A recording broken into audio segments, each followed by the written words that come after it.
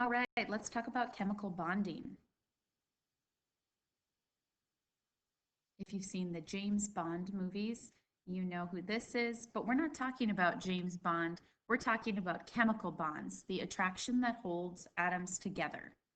Two or more atoms may form a bond in order to make a compound, just like we've already learned that the elements hydrogen and oxygen can form the compound H2O. So, okay, how do you know what type of bond atoms are forming? Well, there's four main types of bonds. There's metallic, network covalent, molecular covalent, and ionic bonds. So if the bond is between all metal atoms, it's metallic.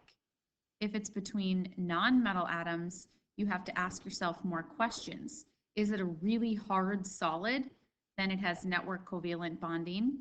Is it a liquid or a gas? It's automatically molecular covalent.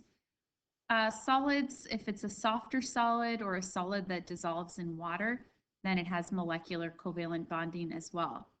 And if it's a mix of a bond between metals and nonmetals, then it's called an ionic bond. So we're going to see more pictures that kind of go into the detail behind the shading and the unshaded parts of each of these pictures. But again, this is a nice display showing that there's four different types of chemical bonds. Okay, let's review what an ion is. It's a particle that has a charge because it has gained or lost an electron. So ionic bonds form when a metal atom gives a valence electron or more than one valence electron to non-metal atoms. So when that happens, now the metal atom has more positive protons in its nucleus than it does electrons in the shells. And so overall, the atom's not neutral. It has a positive charge overall, and it's called a cation.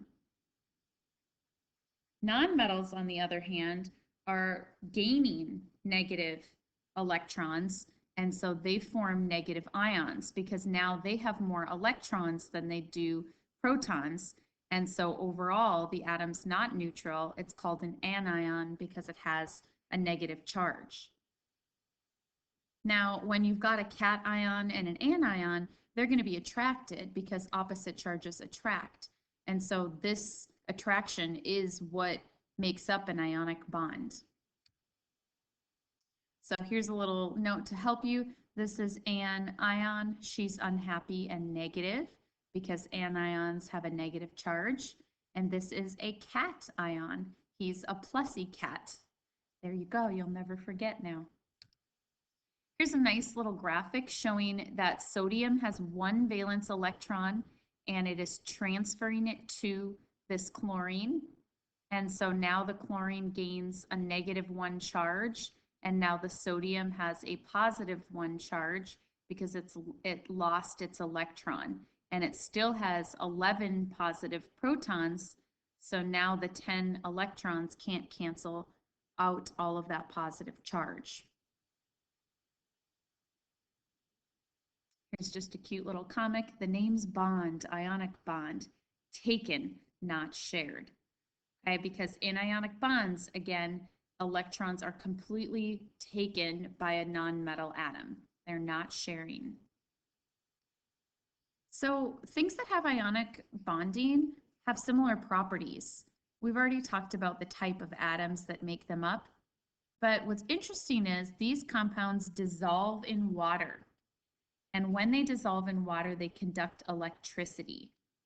They don't conduct when they're a solid, only when they're dissolved. Okay, they're also brittle compounds and they have high melting points. So it takes a lot of energy to melt a solid into a liquid when it has ionic bonding.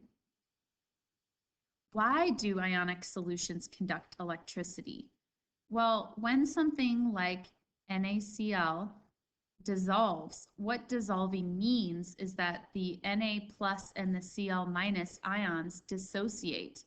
They come apart and they're actually pulled apart by water molecules. So They are completely separated, and these separated ions allow current to flow through the solution. So that is why they conduct electricity. As I've already mentioned, an example of an ionic compound would be sodium chloride. It's made of a metal and a nonmetal, also known as table salt. Why does tap water conduct electricity but not pure deionized water? Well, deionized water means it doesn't have ions in it.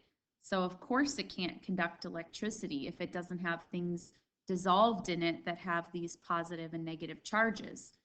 But tap water has lots of things dissolved in it. It's got chlorine dissolved in it to help keep the water clean.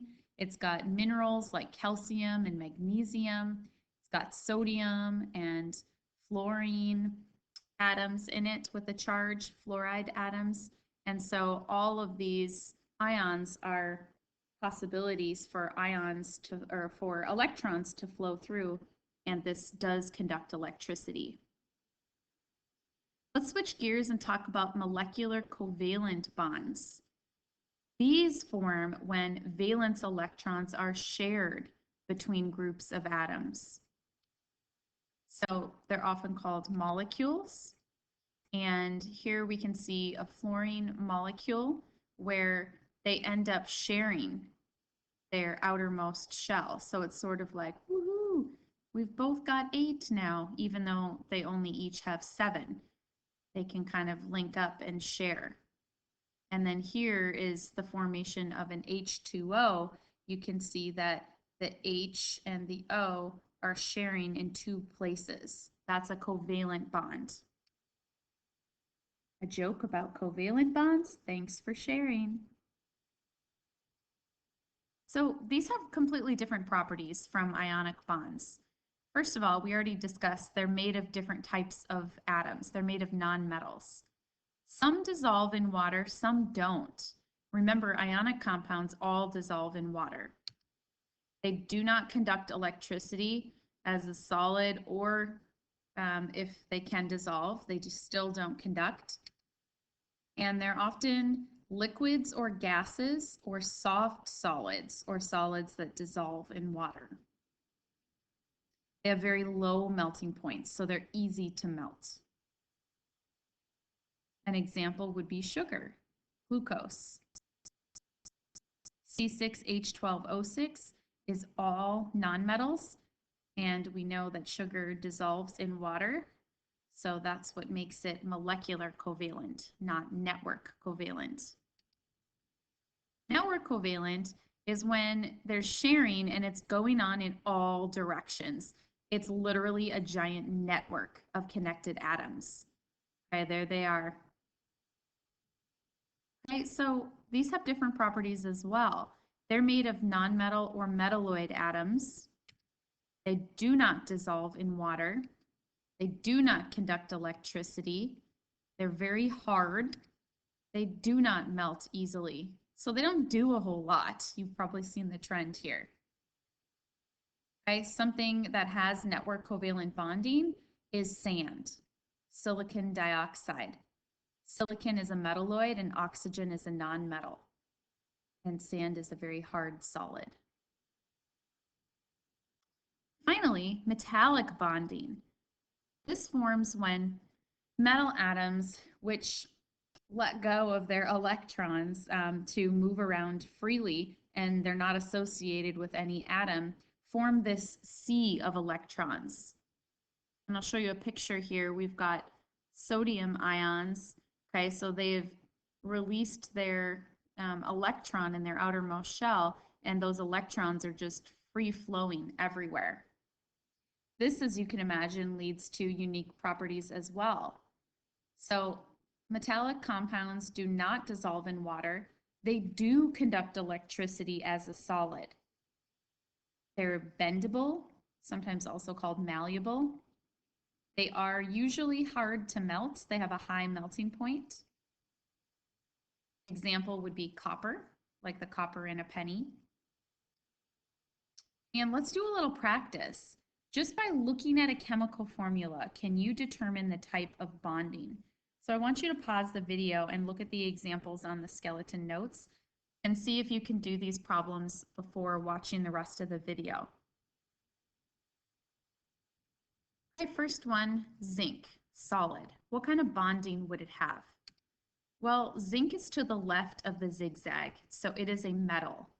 So that means it would have metallic bonding. How about CuCl2? That has a metal and non-metal atoms. So that would have ionic bonding. What about CO, carbon monoxide? That has two nonmetals. And so because it's a gas, that tells us that it has molecular covalent bonding. And last but not least, what about carbon, which is a nonmetal and it's a solid, and it's telling us it's a hard solid. That means that it has network covalent bonding. Okay, so how about looking at a formula, can you predict properties? The steps for this are going to be similar in that we still need to figure out, based on the types of atoms that make up the formula, what kind of bonding does the substance have. Then I think it really helps to think of an example that you know, a real life example of a substance that has the same type of bonding, and that can help you remember the properties. So I'll model this for you. Knowing the type of bonding allows you to predict properties because there are trends which you need to learn. So this is another spot to pause the video and see if you can do the next questions on your own. So let's talk about K2O. First, before we even try to answer questions A, B, C, and D, we need to figure out what kind of bonding it has. Okay, oops. K2O has metal and non-metal atoms, right? Because K is to the left of the zigzag and O is to the right. So that means this has ionic bonding. So would it dissolve in water? Yes, because ionic substances dissolve. Think of an example, salt. Salt has ionic bonding and it dissolves in water. Once salt, or if salt is in its solid form, does it conduct electricity? No, so neither would K2O, because K2O also has the same kind of bonding as salt. Does salt water conduct electricity? Yes, so that means that K2O in its aqueous form would also conduct electricity. That's because ionic substances split up into their ions and electricity can flow through the ions. Would it be hard to melt or easy to melt K2O? Well, salt has a really high melting point. It's not like you see salt turning into a liquid when you add some to your French fries. Okay, it's got a very high melting point. There's my metal and non-metal. All right, how about O2? Let's think about what kind of bonding it has. It's got nonmetals and it's a gas. So that tells us it has molecular covalent bonding. So would it be soluble in water? Well, that one was tricky. It literally said in the notes sometimes. So we would have to do further research to find out if O2 was soluble. So the answer in real life is that yes, oxygen does dissolve in water. Would something with molecular covalent bonding conduct electricity as a solid?